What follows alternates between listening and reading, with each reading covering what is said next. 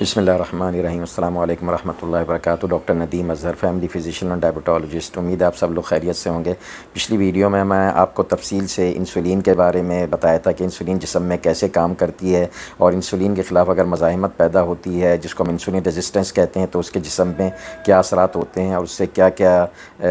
جسم میں بیماریاں پیدا ہوتی ہیں۔ آج کی اس ویلاگ میں ہم آپ کو انسولین کے خلاف مزاحمت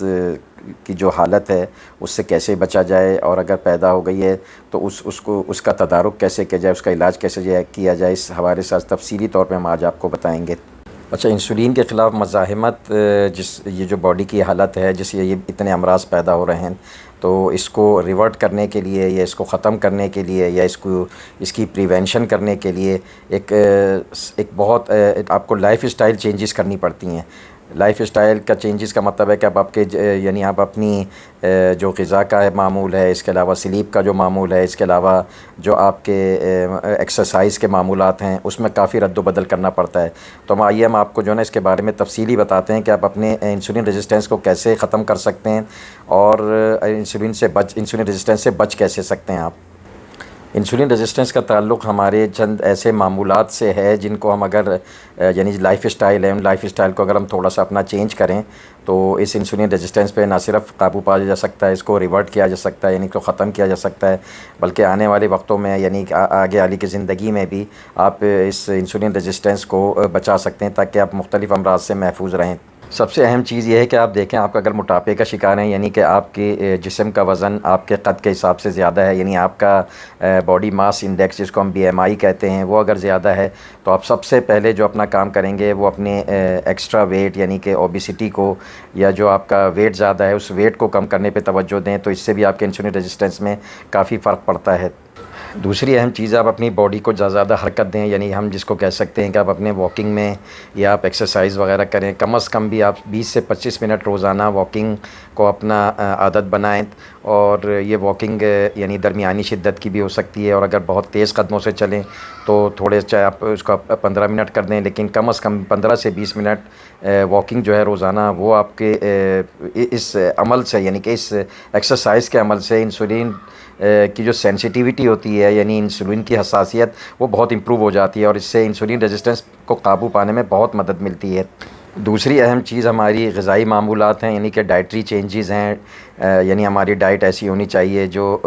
ایک تو ہم جو بھی غذائیں جو اکثر ہم باہر وغیرہ کی غذائیں کھاتے ہیں جو پروسیسڈ فوڈ کہلاتے ہیں، جس میں اس پروسیسڈ فوڈ میں ایسی چیزیں ہیں جن کی پیکیجنگ میں ان کو محفوظ کرنے میں ایسے کیمیکل استعمال ہوتے ہیں جو ہماری صحت کے لیے بہت نقصان دہ ہوتے ہیں، تو پروسیسڈ فوڈ سے بچیے۔ اور دوسرا یہ کہ جب آپ اپنے کھانوں میں ایسے کاربوہائیڈریٹ یعنی ایسی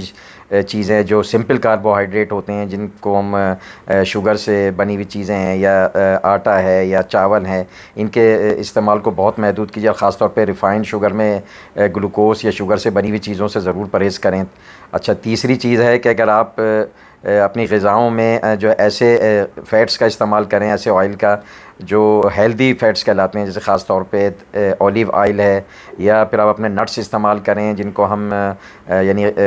ڈرائی فروٹس کہتے ہیں، وہ ڈرائی فروٹس آپ کو زیادہ استعمال کریں۔ اچھا، چوتھی اہم چیز یہ ہے کہ آپ نے فائبر کا نام سنا ہوگا، یہ فائبر کمپلیکس کاربوہائیڈریٹ کہلاتے ہیں، یہ فائبر بھی آپ کو استعمال کرنے سے آپ کا جسم کا جو ڈائجیشن ہے یا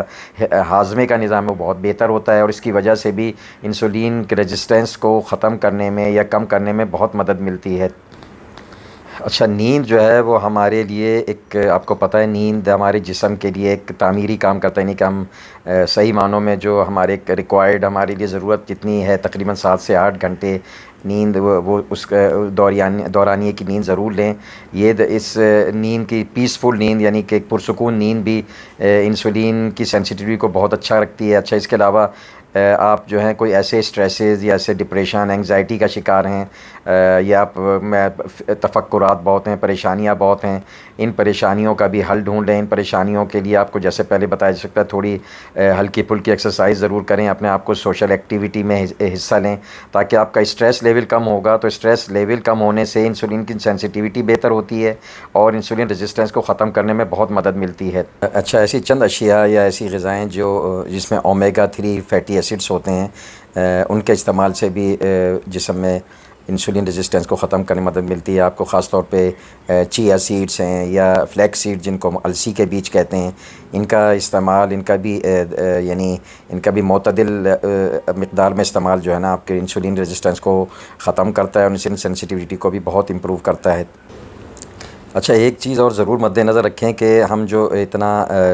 کام کاج میں جتنا مشغول رہتے ہیں اپنی فزیکل ایکٹیویٹی کو، یا جتنے ہم جسم کو زیادہ حرکت میں رکھتے ہیں، ایسے ایک تمام کام جس میں جسمانی حرکت رہتی ہے تو وہ جسم کی مشین کو جب مستقل چالو رکھتی ہے تو اس سے ہمارا انسولین کی سینسٹیوٹی بھی بہت امپروو ہوتی ہے. تو ایسے تمام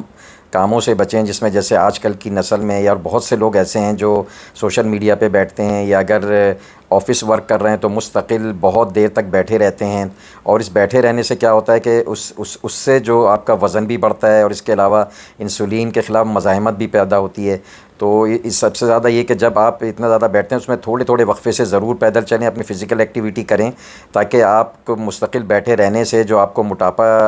آپ کو پیدا ہوگا یا آپ کا وزن بڑھے گا، وہ بھی آپ کی انسولین ریزسٹنس کو بہت بڑھا دیتا ہے. اچھا جی، یہ تو ہو گئی چند یعنی جو قدرتی طریقوں سے یا آپ نیچرل ویز ہیں، یعنی نیچرل طریقے ہیں جن سے آپ اپنی انسولین سینسٹیوٹی کو انکریز کرتے ہیں، اور اسی سے آپ اپنی جو انسولین کے خلاف مزاحمت، انسولین ریزسٹنس جو پیدا ہو گئی اس کو آپ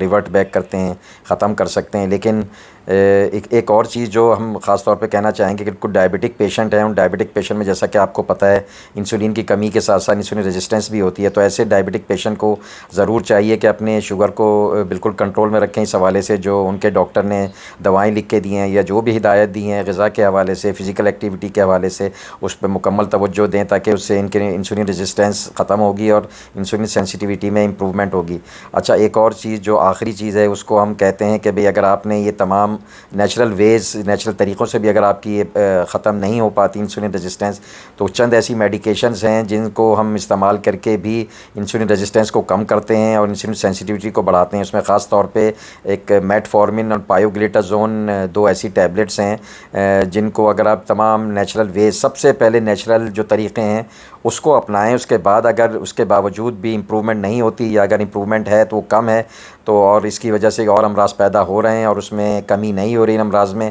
تو پھر ان دواؤں کو آزمایا جاتا ہے.